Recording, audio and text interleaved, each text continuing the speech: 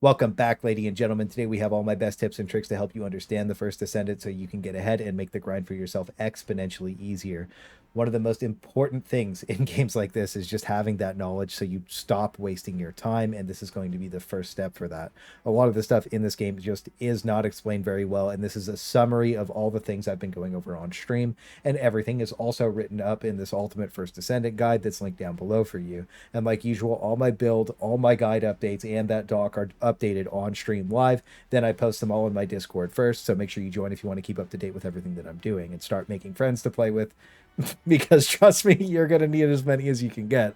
For now, though, we're lighting this off with the most important thing you can possibly do on the First Descendant, and that's understanding how the Access Info tab works.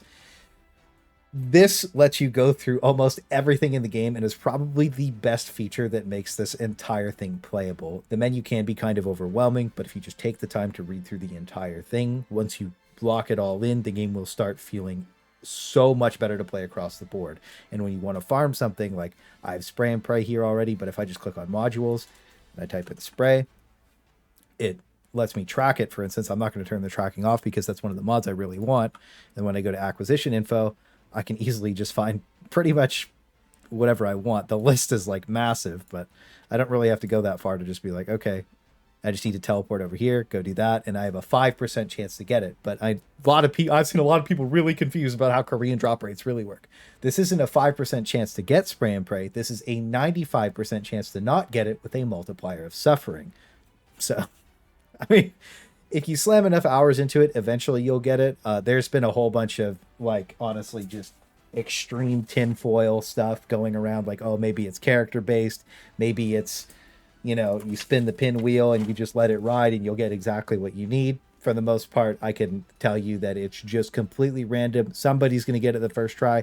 You're going to get it the 100th. It's just going to be frustrating. I was farming a 40% the other day that took 13 attempts. You just have to say it is what it is and move on with your life. And on the farming note, you also shouldn't really go out of your way to farm the Kuiper shards early on because you are going to be gated by mastery levels anyways. And since you have to farm so many characters, catalysts, and energy activators, you'll passively get enough on your journey that you won't have to burn yourself out running that same mission over and over again. And because you have so many duplicate mods just from doing so much of the game, you can just hold shift, and I would get 80,000 if I wanted to nuke all of them right now. But before you do that, you also want to make sure that you don't have anything like special. So like, for instance, if I combined like 4 purple mods, and on top of that, if we go down to like yellows or oranges, if you combine 4 of them, it should always re-roll a mod into that tier specifically. But because I've already done all of my oranges and stuff like that, I'm pretty safe to just go into dismantle, hold shift, and just get my 75,000 shards because I need them right now. So I personally think that collecting over farming is just more fun and better for long-term brain rot. Honestly, just completing the main story feeds you a ridiculous amount of shards and gold, and will also net you 1 catalyst to change a mod slot and 1 energy activator for free. The second free activator is your first level 40 character achievement, and honestly, W-keying the main story quest as fast as possible is the best way to play the game because it opens access to level 100 gear, which makes you the strongest you can possibly be. But if you do get stuck and need more power, the best way to level up fast is to quickly go over to the special operations terminal and just pick any one of these. I personally prefer the Kuiper mining. I think this is the best one because you get rewards at 2, 4, and 6, and then you can bounce out. If your party's really good, you could stay until 8 and 10, but most of the time you probably won't get past 6, especially if you're lower level and you absolutely need to do this specifically for EXP. There's also quite a few bosses that are gatekeepers for pugs. I think Hangman is probably the best example of something that requires you to do its mechanics. So when you get here, understand one guy needs to grab the cube at 8 minutes and 10 seconds, and the other 3 people need to shoot the face out twice when it has the giant glowing bar. This reduces it by about like 40% every time you break it, and then the cube gets put back in. That's the entire boss guide outside of his stat line. So let's say you are struggling and can't beat it no matter what. Communication is the main part of the game, but nobody ever types in chat, and it feels like you're playing alone in bugs 99% of the time. Simply just start paying attention to chat, or at least what people are saying if you're lost when you go to bosses. I know voice is enabled by default, and most people are like heavy mouth breathing into it, so pretty much everybody's turned it off at this point, but at least read the chat. It's really, really important to just work together, especially on the bosses that have like 1 mechanic. But after you're done smashing your head against your teammates, join pretty much any community. I'm not just saying join mine, join join any of them just so you can find people or a group to play with. Then to make things easier, you'll also see that every single boss has a stat line. So Hangman's weak point type is Crush, which helps you just rip pieces off the boss a lot faster. Then you can also see he's going to be doing electric attacks, so you need electric resistance, especially if you're orb running. He is also very strong against fire damage, so you wouldn't want to bring that, but he's super weak to poison, so you would want to bring more poison damage, and just adding that extra element to your weapon as a mod goes a really long way for that. And later on in the game, when you start getting into the hard mode bosses like Executioner, he's going to want you to have 7,000 electric resistance. Now, when I did it, I did not have 7,000 electric resistance, and I just W keyed him with my free-to-play bunny build. And the funny part about it was I just stacked enough defense and health to be able to eat all of his stuff and stay in effective range. The most important part about the bosses is staying in your weapon's effective range so you don't have any damage fall off. One of the issues with their AI is they'll constantly be backing up from you, but for the most part that makes them easier, and you can really just run it down on them and kill them. But you have to be that like level of tanky to be able to do that. So the best way to get tanky is to stack as much HP and defense as possible with your external components. Ideally, you're looking for a perfect roll of defense, HP, and resistance on all four, because shield is really only good after you've farmed like basically a perfect set. There's also bonuses that can dynamically change the way you play your character and can make some pretty insane builds, so just keep an eye out for what you're picking up and make sure you're favoriting and putting stuff in the storage that you'll probably need for later. Some things to look out for are consumable drop rate, gold drop rate, and Kuiper shard drop rate. Those are all really important to have for your farming set. Now, early on, if you get unlucky, you could just mod for a resistance to counter whatever element you need with antibodies, and even late game having extra res never hurts, but a lot of the time you don't need it after you hit a certain threshold.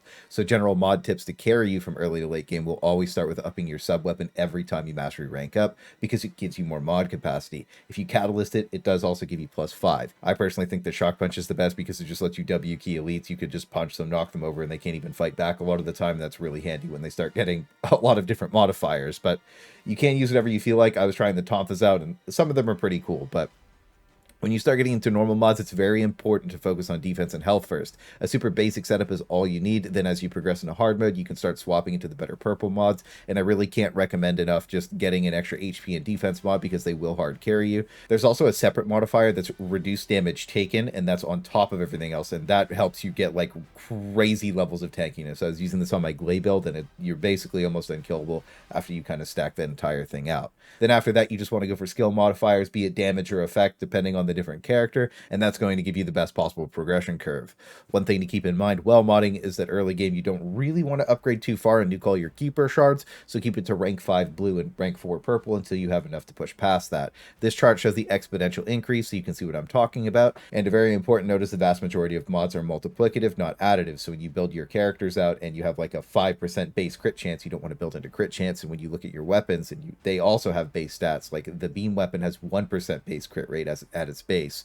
So if you go to increase its crit by 20%, it's only 1.2, and that's pretty bad. So you want to scale its raw damage and magazine size as much as possible. Then when you get access to something like charge rate, you strap that on, and it'll turn into a real monster. And then if I was to energy activate a B weapon, it would definitely be to add bonus elemental damage to whatever I was fighting, and then fire rate after that. There's also been a lot of talk about like what weapons are the best. You can pretty much make any weapon super good. Obviously, there's some with better scaling, and in general, they do give you one of the best SMGs in the game with the Thunder Cage. Just make sure when you're upgrading legendary weapon passives, you have your highest level one as your main one, or you end up nuking it and you're going to have to reroll it and everything. And the rerolls on the legendary weapons can be fairly expensive early on, but later on you'll have so many materials it won't really matter.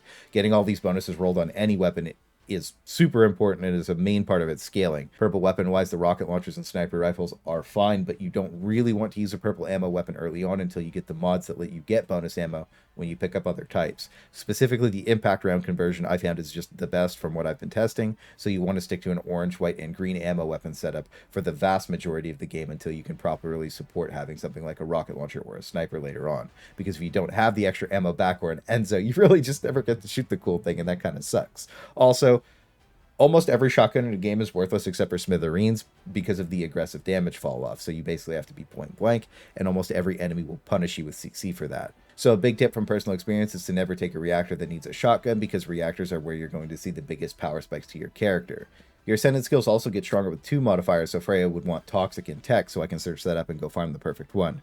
Reactors are also the most important part of your kit because they're your base damage that all of your multipliers scale off of.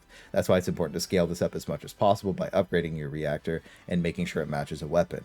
You'll also see that purple gives a 40% bonus and legendary gives a 60, but there's a definitive difference in wording here, with the purple only needing to be one of your 3 weapons to get the bonus. That means just having it on your character. And every legendary reactor needs the weapon to be mounted, meaning that you have to have the weapon pulled up and ready to shoot to be able to get the bonus. So if that's your main weapon, you always have it out, it's really good. But if you don't have the matching weapon out, you just lose that 60% bonus if you cast a skill. So that's why it's usually better to go for a purple reactor until you have the perfect legendary weapon and reactor to match that. So hopefully that helps you make better build decisions for your character, because your main character is usually the most important decision you can make on a game like this. You really have to enjoy the grind and love it to keep grinding, and all of the base characters are more than viable. I see a lot of people saying, oh no, just wait for the primes. No, you can make all the base characters super strong. The main differences between a regular and ultimate descendant are a very slight difference in defensive stats, and the ultimates can also use 2 extra exclusive skill mods that are labeled on the mods themselves. And if you use an activator or catalyst, they are separate. Like if you use it on the normal one, you'll also have to use another one on the ultimate.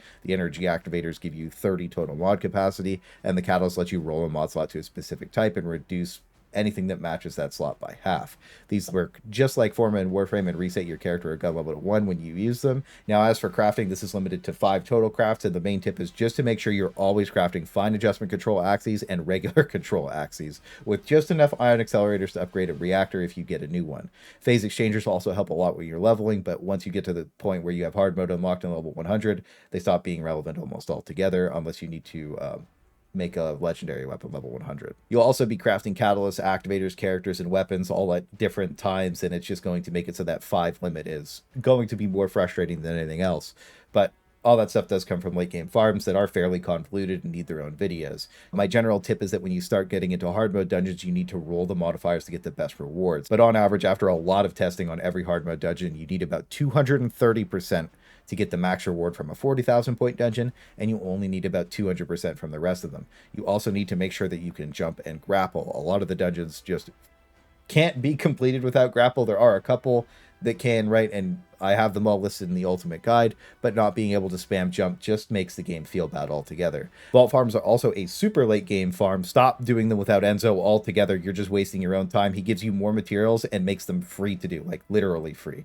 They also all have static locations, meaning that they never move, but sometimes they just won't be spawned. So when you load in, just press tab and scan, and if you don't hear anything, you can spam reset them just the same way that you reset the rest of the map, just by porting back and forth. So that's the easiest way to vault farm. Now, probably the most important tip, because there's a million bunnies around, is to disable battle voice so you don't have to hear them hee-heeing. I played for 12 hours straight 2 days in a row, and it haunted my dreams. But if you do have some good tips and tricks for people to help them get into the game, just drop them down below, and I'll do a pinned comment with all the best ones, and then we'll put those in the ultimate guide as well.